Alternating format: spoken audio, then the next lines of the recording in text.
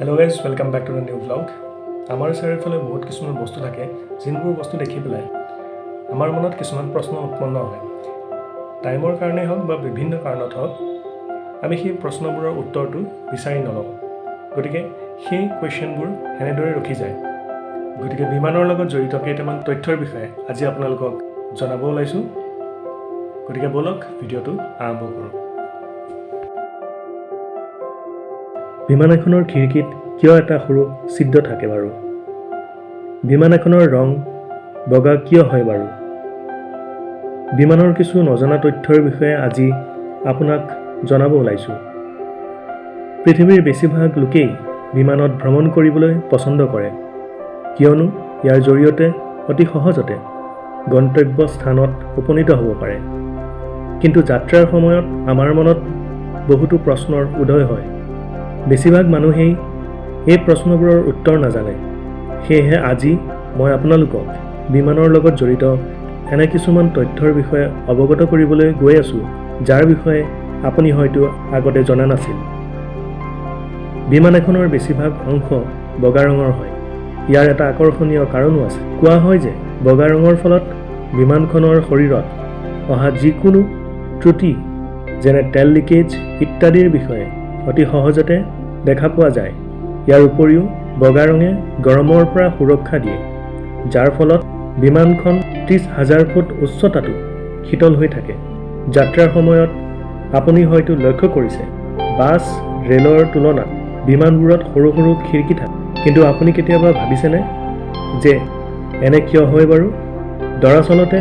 উচ্চতাত উৰাৰ সময়ত বিমানৰ বাহিৰত আৰু ভিতৰত চাপৰ যথেষ্ট পাৰ্থক্য থাকে এনে ক্ষেত্ৰত খিৰিকীবোৰ ডাঙৰ হ'লে গ্লাছ ভাঙি যাব পাৰে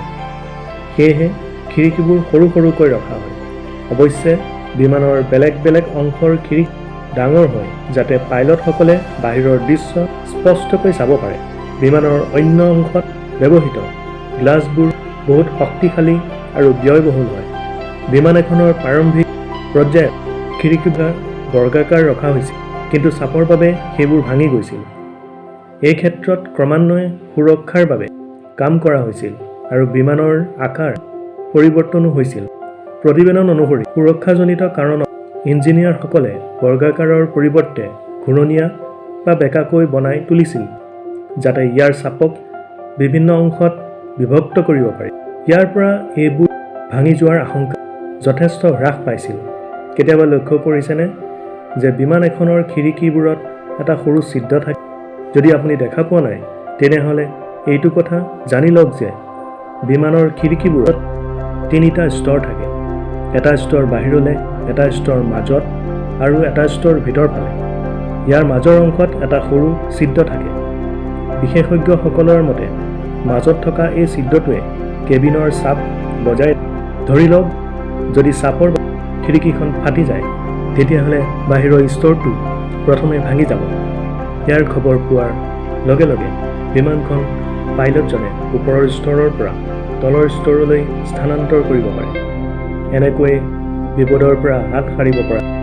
প্ৰায় আপুনি লক্ষ্য কৰিছে চাগে যে কোনোবাই যদি বিমানৰ খিৰিকীৰ শ্বাটাৰটো পেলাই দিয়ে তেতিয়া এয়াৰ হোষ্টেছসকলে তুলি ল'বলৈ কিয় বাৰু জানেনে ইয়াৰ আঁৰৰ কাহিনী হৈছে বিমানৰ যাত্ৰীৰ সুৰক্ষা দৰাচলতে উৰণৰ আগত যদি খিৰিকীত কিবা ফাট থাকে